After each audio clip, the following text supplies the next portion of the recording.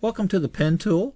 I'm going to introduce a few features of it, how to use it, go over a couple of menu items that relate to it, and then we'll wrap up our introduction for it. The pen tool works by creating anchor points as I click and let up, and this technique will lay down straight line or straight paths between the anchor points, clicking and letting up and moving on to another point. Okay, that's one way to create a shape, kind of a geometric shape. Okay, I'm going to need to deselect this in order to start a new shape. So the way I'm going to do it is click on the selection tool and deselect that, click somewhere else in my document and deselect that shape, and then I can go back to the pen tool and start a new shape over here. Okay, so I'm going to show you how to make curved paths between anchor points, and we'll start out with a single point. Okay, I'm clicking let up. There's no point in clicking and holding that down and dragging the mouse. It's not going to do anything for one anchor point. But on the second anchor point, I can click, hold it down, and drag it, and it creates a curved path. Okay, I'm going to create another curved path by clicking and holding the mouse down and dragging. Now that creates a curve. In this case, it's a compound curve. It curves in two directions.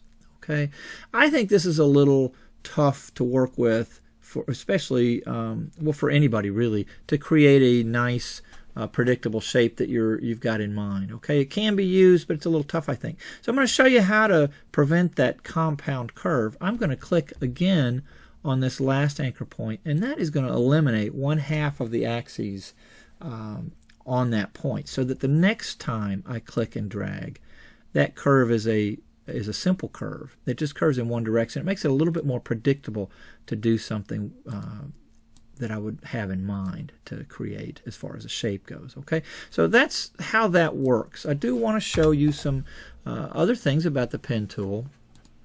As you click and create a shape, okay, you've got an outline. All vector graphic shapes, and I'm closing the shape here. I just closed the shape by clicking on the original point there. Okay, so it's a full enclosed shape. This is considered a stroke. This outline is considered a stroke from the stroke panel, which if you don't see it, it's going to be under the window menu.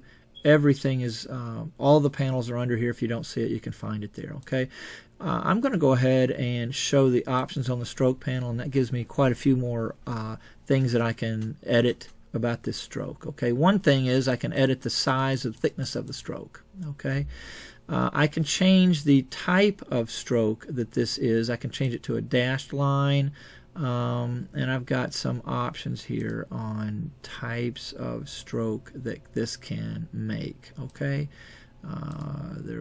that'll affect it, and I can put an arrowhead on one end or the other. I don't think we're probably going to do too much with that. Okay, but I've got a dashed line here, and that's something I can do with Illustrator. Okay, and that's there. I've chosen a type of sort of brush stroke. I'm going to go back and just use our plain stroke that we've done, and I'm going to take it back to 1 point and let you let us work with that. Okay, so the interior of this right now is filled with white. It can be filled with nothing, which you can't tell the difference between that and white because the background is white. Okay, I'm going to stick with white for right now, but it can be filled with any color, and like so. But our what I'm looking for these logos is strictly black and white logos. Okay, so you've got a fill color. That's the box on top. If you double click this, it'll bring up the color picker. You can choose a color, but I'm going to stick with white or black for my logos and for this project. Okay, same thing with the stroke. When you click and it moves to in front of the fill color, you can double click the stroke, that little outline around the box, and that brings up the color picker for that as well. Okay, so that is a stroke and fill for using the pen tool and for shapes, any kind of shape that you make with Illustrator. Okay, all right, so let's take this out of the way, And I want to show you a few more things about a stroke. One is the scissors tool. If you don't see the scissors tool on your toolbox, it's probably under the eraser tool. So if you hold the mouse down on that tool, you can access the scissors tool. That will allow me to click and make a break in this shape, in this path, and it looks like that. I can eliminate a section of the path. I can click again and eliminate a smaller section. Okay, and that's how that works. Okay, one more thing I do want to show you about open and closed paths using the pen tool, and this affects fills. Okay, so I'm going to make some kind of a crazy little shape here and just generate something to let us work with it. Okay, and there I've got a shape. Now if I don't if I leave this unfilled, okay, or incompleted, this will fill, and it will fill with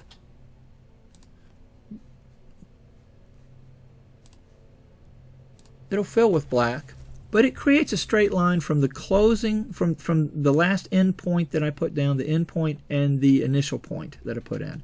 So it will force itself to close with a straight line from the ending point to the beginning point in order to make a fill on this shape. It doesn't know what else to do, so it just creates that straight line. It's the shortest distance between 2 points. Okay, so that is something special about fills. If you want to go back in and fill that, you can get the pen tool again, click directly on that last anchor point that you made, and then finish that curve and create that shape if that's what you want to do. Okay, so good things to know about the pen tool. I'm going to show a couple more things that are a little bit more advanced. Do something simple here. I'm going to create a just sort of a little symbol that you all probably will recognize. It's not really that great of a version of it, but I'm gonna do the best I can with coming up with something here. Okay, and I've got myself a little Batman logo. Okay, now obviously this is only half of it. Okay, and I'm gonna eliminate the fill on this. I have to have the item selected in order to affect the fill or the stroke or the thickness of the stroke or anything else. Okay, so I've got a little Batman symbol going on right here. Half of it. Okay, it will fill half of it. Okay, but I'm going to go ahead and copy this. I'm going to do Edit, Copy, deselect it, and Edit, Paste. Okay, and I'm going to flip that, Object, Transform, Reflect.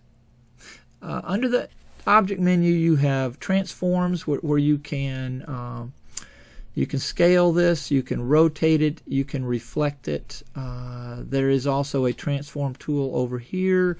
There's several of them. We'll show them in just a second. I'm going to reflect this on the vertical axis, and that's going to make it like this. Okay, so there I've got my second half of my Batman logo. Now I'm going to put this right up next to this, and it's still only half.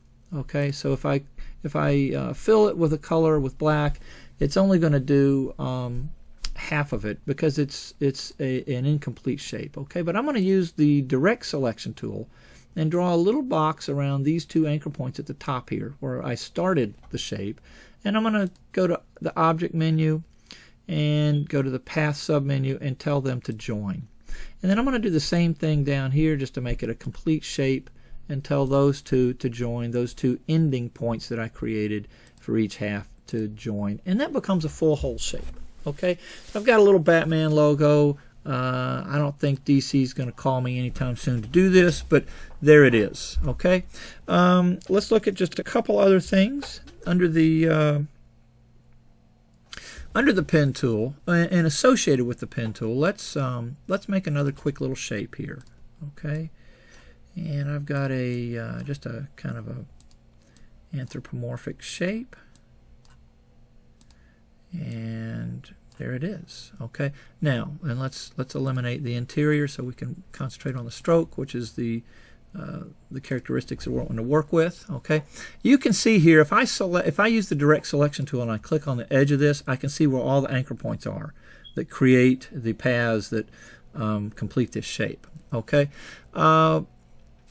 If I use the pen tool and mouse over a segment or a path in between two anchor points, the pen tool changes slightly, and there's a little plus symbol below and to the right of the pen tool. That means I can add anchor points here to this shape and create something that's a little more complex with more anchor points. Those anchor points are fully editable, and I can grab them and make changes on them just like any anchor point that I want to.